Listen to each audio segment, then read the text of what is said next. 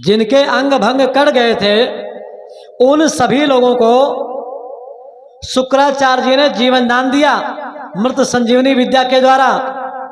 और जीवन दान देने के बाद दैत्यराज बलि के द्वारा भृगुकच्छ में, कच्छ कहां पड़ता है? गुजरात में। वहां पर भृगुकच्छ में इनके द्वारा विश्वजित नाम का यज्ञ करवाया। और जिससे पर 99 यज्ञ पूरे होने को थे, उसी समय पर देव माता अदिति को बहुत बड़ा कष्ट हुआ। माता ने सोचा अरे बताओ जिनको जीत लिया तब क्या होगा। तो महर्षि कश्यप से इन्होंने प्रार्थना किया, बोले आप हमको वो पुत्र प्रदान करें जो इन दैत्यों को जीत ले और जीतने के बाद यह राज्य हमारे पुत्रों के पास सुरक्षित रहे। आज इस समय पर महर्षि कश्यप ने उनको पयोव्रत नाम का व्रत बतलाया, जिसमें 12 दिन तक माताओं को केवल दूध पी करके रहना होता है और एक मंत्र का जाप करना होता है, जिसके संतान नहीं होती उसके लिए प्रयोग है। और मंत्र कौन? देवकी सुत गोविंद वासुदेव जगतपते देहि में तनयम कृष्ण वसुदेव देवकी सुतम। यदि कोई व्यक्ति इस मंत्र का जाप करे, देवकी सुत गोविंद वासुदेव जगतपते देहि में तनयम कृष्ण, और 12 दिन तक व्यक्ति केवल मात्र दुग्ध का पान करे तो उसके बढ़िया सुंदर संतान उत्पन्न होगी। करना कब चाहिए इसको? फाल्गुन महीने में शुक्ल पक्ष प्रतिपदा से त्रयोदशी तक यह व्रत किया जाता है। और जब व्रत किया जाता है तो जमीन पर उस व्यक्ति को शयन करना चाहिए, ब्रह्मचर्य का पालन करना चाहिए, झूठ नहीं बोलना चाहिए, ब्रह्म मुहूर्त की बेला में स्नान करना चाहिए, प्रभु के दर्शन करने चाहिए। यदि व्यक्ति ऐसा करेगा तो निश्चय ही उसके सुंदर संतान उत्पन्न होगी। आज माता अदिति ने ऐसा ही किया और ऐसा होने के कारण 7वें महीने में ही प्रभु प्रकट हो गए। सोचो आप, क्योंकि सभी यज्ञ चल रही थी। अगर यज्ञ पूरी हो जाती तब तो देवराज इंद्र बन जाता राजा। दैत्यराज बलि वामन भगवान के रूप में प्रकट हो गए। 7 मास। पहली बात आपसे निवेदन करूं, आजकल तो सतवासा चढ़ने लगा, पता नहीं कितनी व्यवस्थाएं होती हैं। पहली बात तो 7 महीने का जो बच्चा होगा वो जिएगा ही नहीं, मर जाएगा।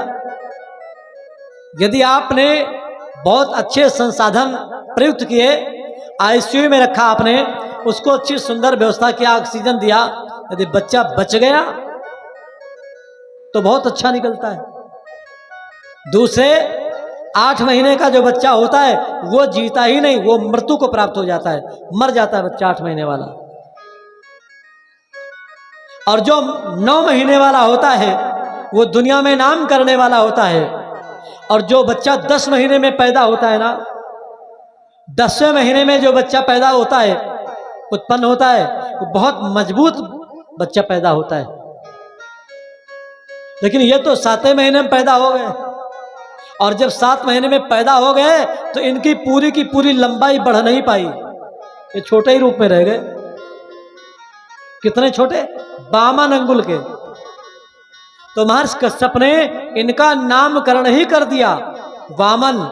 बोलिए वामन भगवान की। तम बटुम वामनम दृष्ट्वा मोदमाना महर्षया। समय से पहले दर्शन मिल गए तो महर्षि प्रसन्न हो गए। वास्तव में चलो, आज प्रभु ने हम पर कितनी बड़ी कृपा कर दिया है जो आप समय से पहले ही प्रकट हो गए, और आज खुशियां मनाने लगे। आप लोग भी थोड़ा खुशियां मनाओ, क्योंकि जब बच्चा होता है ना तो बहुत खुशी होती है। क्या कोई महीना निश्चित है क्या?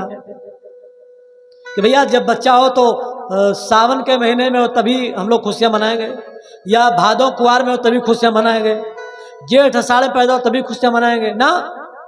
कोई महीना निश्चित नहीं है, जब बच्चा हो जाए तभी लोग खुशियाँ मनाने लगते हैं। सोचो आप, तो यहाँ पर भी वामन भगवान प्रकट हो गए, लोग खुशियाँ मना रहे हैं, इसलिए आप लोग भी थोड़ा तालियां बजाएं। और आज भगवान कृष्ण कन्हैया का भी तो जन्म होना है ना, तो सभी लोग गाएं प्रेम के साथ कि प्रगट भय वामन नाचो गाओ, प्रगट भय वामन।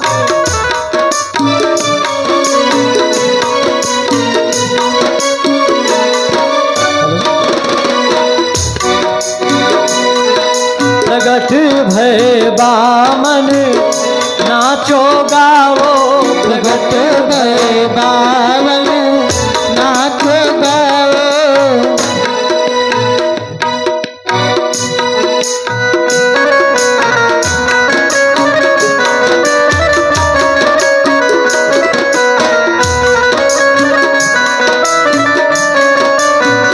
नभ से देव सुमन सुर बरसते, नभ से देव,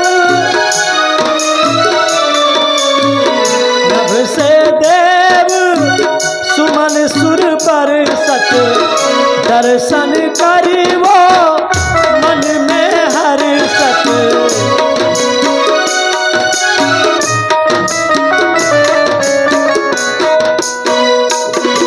दरसी सुख पाओ, प्रगट भय वामन नाचो गाओ, प्रगट भय वामन।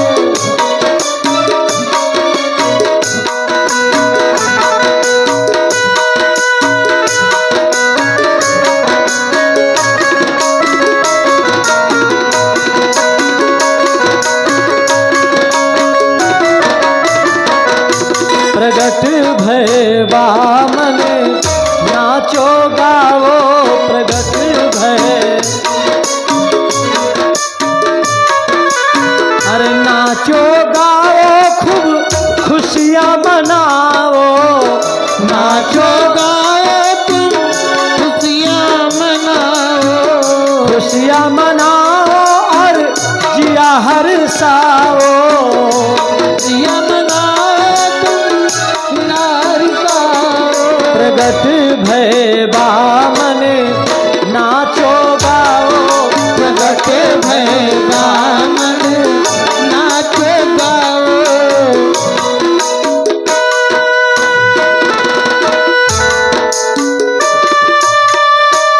प्रकट हो गए वामन भगवान। आज महर्षि लोग खुशियां मना रहे हैं। उनको जिससे परिचय ने देखा,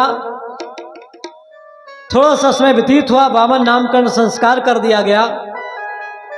नामकरण संस्कार करने के बाद उनका यज्ञोपवीत संस्कार किया गया। उपनयन संस्कार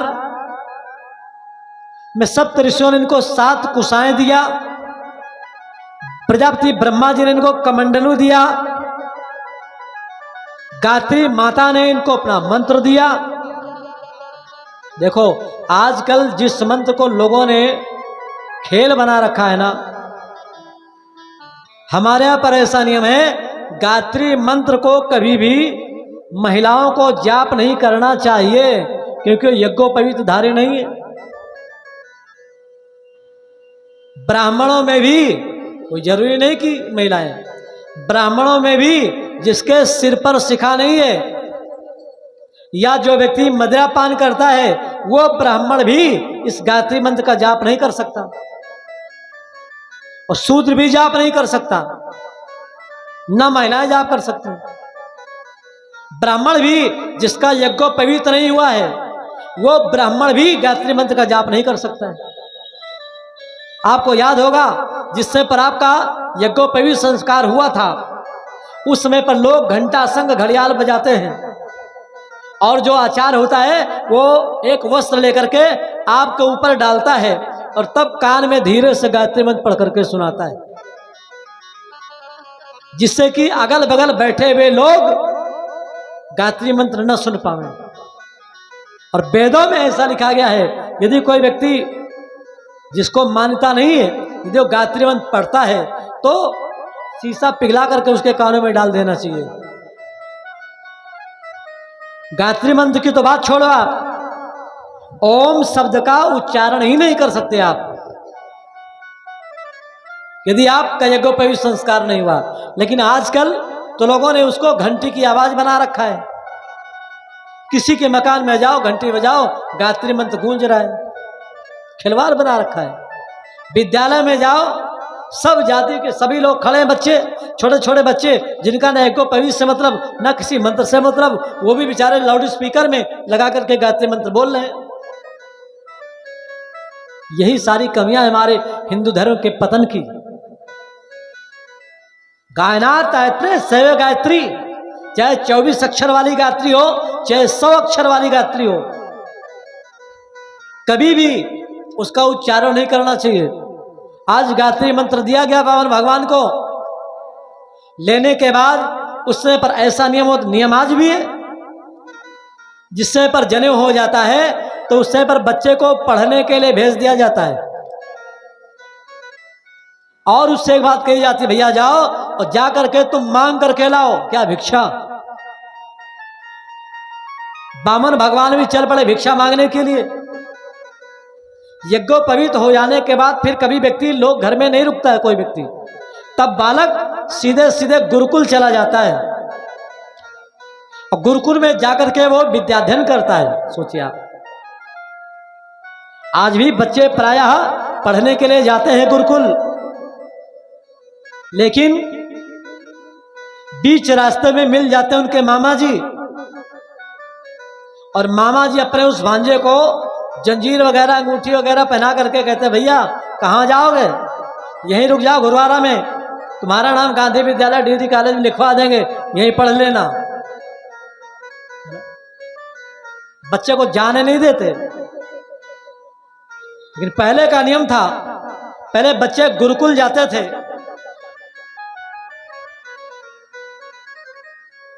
पहले स्कूल नहीं हुआ करते थे, स्कूल, ईसुकुल, जो ईसा मसीह वाले इन्होंने खोला, गुरुकुल का नाम बदल दिया, उसी को उन्होंने कर दिया ई स्कूल। पहले गुरुकुल होते थे, लोग पढ़ने के लिए जाते थे। सोचिए आप, आज इस समय पर बामन भगवान चल पड़े गुरुकुल में पढ़ने के लिए, लेकिन उसके पहले राजा के पास जाकर के उनको मांगना था भिक्षा। और जो कश्मीर है ना, जिसका आजकल इतना अधिक झंझट चल रहा है, अभी आप लोगों ने देखा था ऑपरेशन सिंदूर कल वाला, मैंने बताया था, ये महर्षि कश्यप के द्वारा ही बसाया गया ये कश्मीर है। आज उस समय पर भगवान जो बामन के रूप में है, छोटे से रूप में है, चल करके पहुंचे वहीं पर कच्छ में, जहां पर दैत्यराज बलि कि 99 यज्ञ वो कर रहे हैं।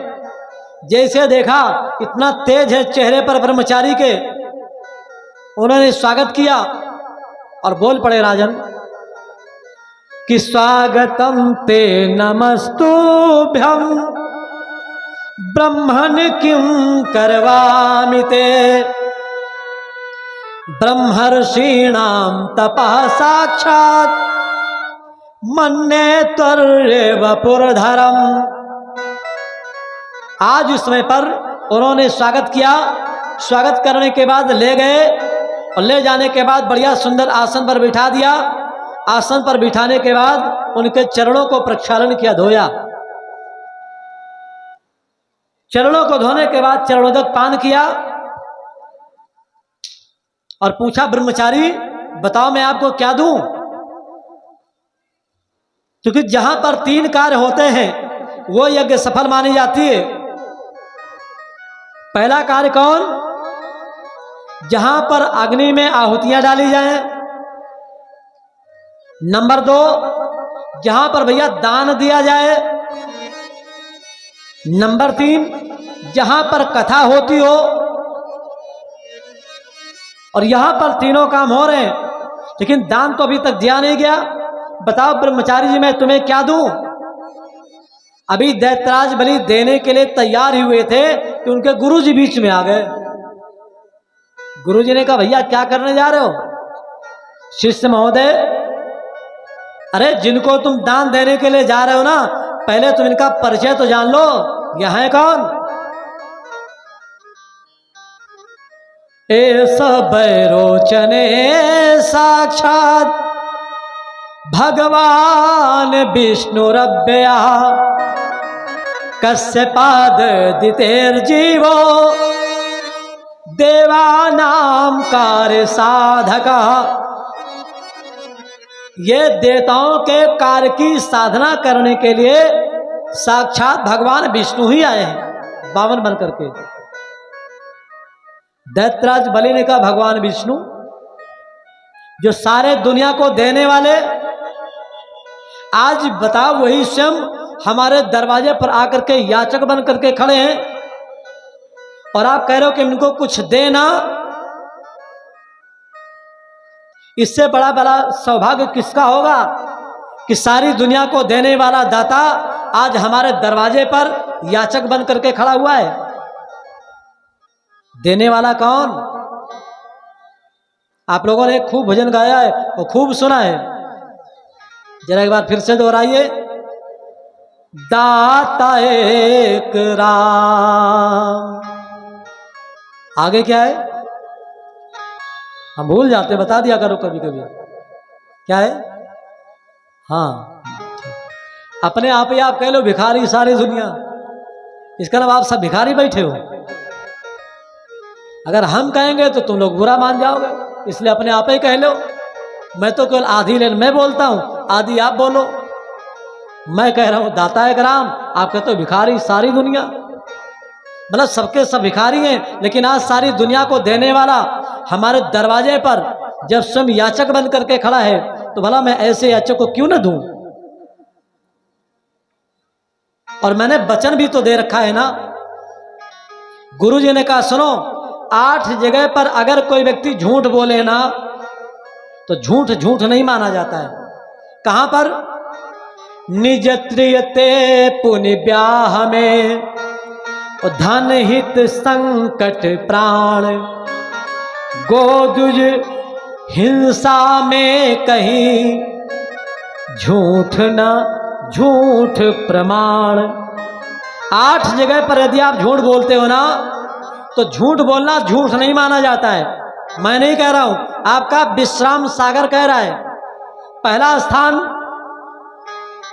अपनी पत्नी से यदि आप झूठ बोलो तो झूठ नहीं माना जाता है। क्यों? क्योंकि पत्नी को खुश करने के लिए कई बार हमको झूठ बोलना पड़ता है। देवी जी तुमसे ज्यादा सुंदर दुनिया में आज तक कोई हुए नहीं, ना होगा, भले ही बेचारी वो काली कलूटी हो, लेकिन कहना पड़ता है मजबूरी में कि देवी जी बहुत सुंदर हो। नाम गीता देवी और एक भी अक्षर का ज्ञान नहीं, लेकिन कहना पड़ता है देवी जी तुम्ही सबसे ज्यादा पढ़ी लिखी हो। तो अपनी पत्नी को खुश करने के लिए व्यक्ति यदि झूठ बोलता है तो भैया वो झूठ झूठ नहीं माना जाता है। और दूसरी चीज, निज तृतीय और पुण्य ब्याह में। दूसरी बात, कहीं पर किसी कन्या की शादी हो रही है और कोई व्यक्ति आपसे आकर के पूछे क्यों भैया ये लड़की कैसी है, इसका चाल चलन कैसा है, वहां पर आपको बहुत विशेष जानकारी है, फिर भी आप झूठ बोल दीजिए भैया लड़की बहुत बढ़िया सुंदर है, आप इससे शादी कर लो। वहां पर भी वो झूठ झूठ नहीं माना जाता है। और तीसरे, धन हित में।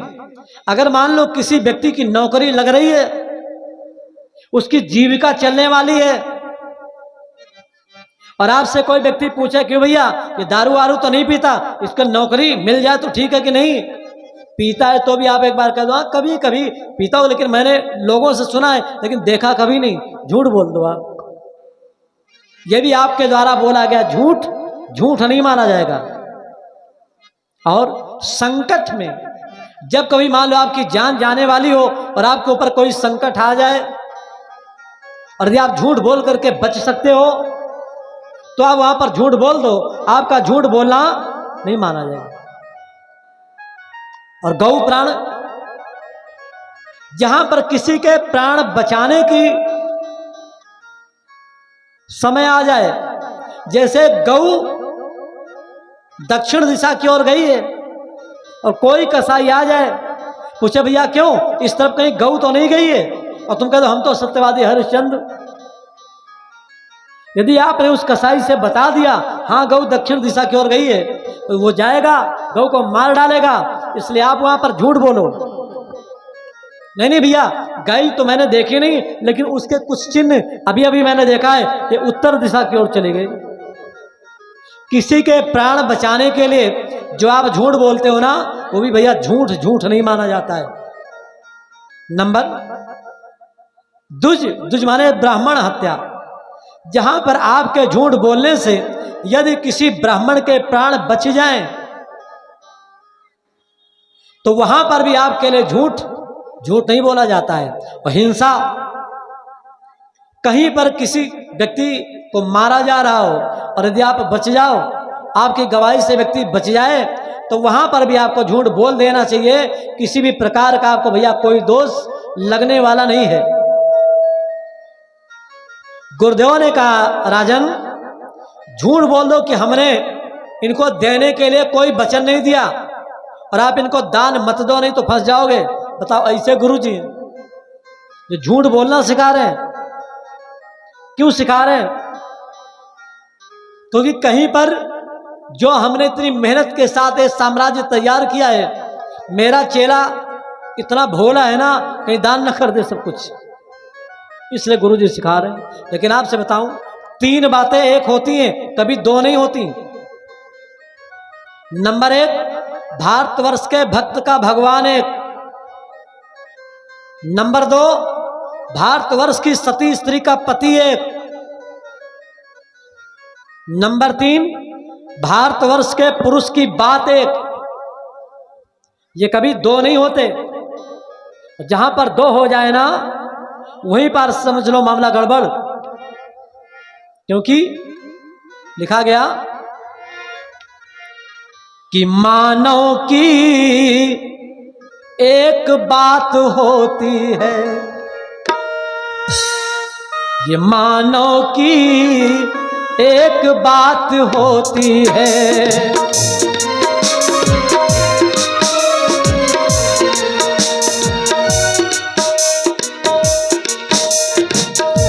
सौ बात दुष्टों की 100 बात होती है, मानव की एक बात होती है, ओ मानव की एक बात होती है।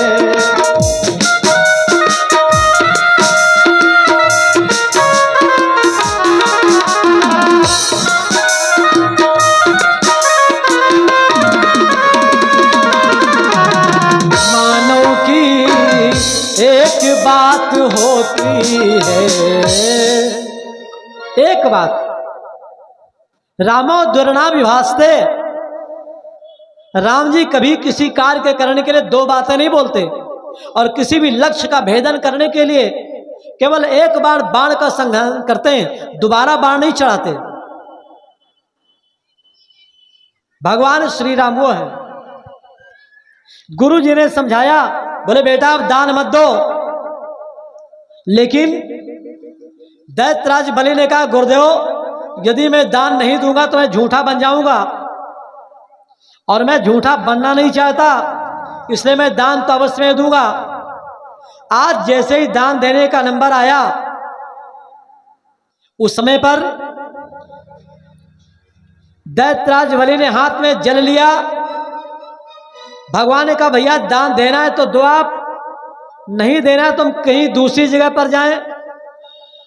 जब मांगने के लिए निकले हैं तो कोई ना कोई व्यक्ति तो मिल ही जाएगा। दैत्यराज बलि ने कहा हमने जो कह दिया दूंगा तो मैं बस केवल दूंगा, उसमें किसी भी प्रकार नानुकर नहीं हो सकता।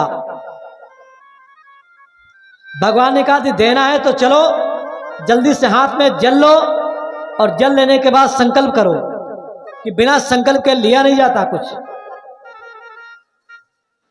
दैत्यराज बलि ने हाथ में जल लिया और जैसे आचार्यों ने संकल्प बोलना शुरू किया, गुरु जी से नहीं रहा गया। देखो चेला सब मिटाने पर उतारू है। तो गुरु शुक्राचार्य जी वही जिस गड़वे के द्वारा जल गिराया जा रहा था ना, उसी गड़वे की टोटी में ही घुस गए शुक्राचार्य जी। सोचो, हम जल ही नहीं गिरने देंगे तो संकल्प कैसे होगा। भगवान समझ गए, बोले जल क्यों नहीं गिर रहा है। बोले दैत्यराज बलि तुम थोड़ा शांत रहो, मुझे मालूम जल क्यों नहीं गिर रहा है। अपने हाथ में लिया कुशा जो सप्तऋषियों ने लिया था, 3 कुशा उसी गड़वे के अंदर टोटी में चला दिया। जिसमें पर चला दिया तो शुक्राचार्य जी की, गुरु जी की एक आंख चली गई, एक बल्ब फ्यूज हो गया। गुरु जी ने सोचा अगर मैं ज्यादा देर तक यहां पर रुकूंगा तो कहीं पूरी हेडलाइट यही ना चली जाए। गुरु जी कमंडल के अंदर से निकल करके बाहर भागे। जल गिरने लगा, रक्त की धारा वाला जल गिला, बाहर निकाल दिया। शुद्ध जल के द्वारा जिससे पर संकल्प पूर्ण हुआ, जल को डाला नीचे। अच्छा, आपको मालूम जल क्यों लिया जाता है। हाथ में जल लेकर के हम संकल्प क्यों करते हैं। हाथ में जल लेकर के संकल्प हम इसलिए करते हैं, प्रभु आज मैं इस कार्य करने के लिए संकल्प ले रहा हूं, यदि मैं ये कार्य पूरा न करूं तो मरने के समय पर हमारे मुख में कोई जल डालने वाला भी ना रहे। और यही तो होता है। महाराज दशरथ को आप देखिए, 4 बेटे, लेकिन जिस समय पर मरने का समय उपस्थित हुआ तो क्या राम लक्ष्मण उनके पास थे क्या, या भरत शत्रुघ्न महाराज दशरथ के पास थे क्या। हमारे पास तो एक बेटा है, फिर भी मुझ पर घमंड करते हैं। और जिनके 4 बेटे, लेकिन मृत्यु के समय पर ना तो कोई स्वर्ण डालने वाला था, ना कोई गंगा जल डालने वाला था, ना कोई व्यक्ति एक बूंद जल देने वाला था। क्यों? क्योंकि संकल्प पूरा नहीं किया। इसलिए आज उस समय पर जैसे जल डाल दिया गया, उसी समय पर भगवान ने अपना लंबा चौड़ा मीटर निकाला। कौन मीटर निकाला? था एक पैर वसुधा तल पर। भगवान ने अपना पैर बढ़ाया। जैसे बाबा तुलसीदास जी ने वर्णन किया प्रभु का, बोले पद पाताल और शीश अजधामा। कोई व्यक्ति वर्णन कर सकता है क्या? रोम रोम प्रतिलागे कोट कोट ब्रह्मांड। इतना प्रभु का विराटतम स्वरूप। भगवान ने लंबा चौड़ा पैर बढ़ाया, एक पैर में सारी पृथ्वी को नाप लिया, दूसरे पैर में उन्होंने स्वर्ग को नाप लिया। जब तीसरा पैर बचा तो दैत्यराज बलि से पूछा, बताओ ये मैं तीसरा पैर कहां पर रखूं। दैत्यराज बलि ने कहा, आप बताओ प्रभु, देने वाली सामान ज्यादा कीमती होती है या कि देने वाला व्यक्ति ज्यादा कीमती होता है। भगवान ने कहा, भाई सामान की कौन कीमत, देने वाले व्यक्ति की ज्यादा कीमत होती है। दैत्यराज बलि ने कहा, ऐसी बात है तो जो आपका तीसरा पैर है ना, वो तीसरा पैर आप मेरे सिर के ऊपर रख दो। पदम तृतीयम कुरुशीष्ण में निजम। तीसरा पैर आप मेरे सिर के ऊपर रख लो और आप इसको भी नाप लो। देखो भाई, दुनिया में सब कुछ व्यक्ति दे सकता है, लेकिन स्वयं अपने आप को कोई व्यक्ति नहीं दे पाता। लेकिन दैत्यराज बलि ने आज दे दिया, नागपाश बंधन में बांध लिया भगवान वामन ने। इनके परदादा प्रहलाद जी प्रकट हो गए। प्रहलाद ने कहा, प्रभु ये क्या, ब्रह्मा जी प्रकट हो गए। ब्रह्मा जी ने कहा, प्रभु जिसने आपको सब कुछ समर्पित कर दिया हो उसको आप बंधन में बांध लेते हो क्या। भगवान ने कहा नहीं, दंड देना आवश्यक है। क्यों? क्योंकि इसने अपने गुरु के वचनों का सम्मान नहीं किया, गुरु के वचनों का अपमान किया, इसलिए इसको थोड़ा सा दंड देना भी आवश्यक है। दैत्यराज बलि को बांध लिया। उनकी माताजी थी, माताजी सामने आकर के खड़ी हो गई और बहुत खुश हो गई। बहुत अच्छा हुआ जो मैं अपने पति के साथ मैं जल करके नहीं मर गई, क्योंकि यदि मैं जल करके मर गई होती तो आज का ये जो दृश्य है शायद मैं ये दृश्य ना देख पाती। और उसने कहा कि भली भई मैं ना जली बैरोचन के साथ।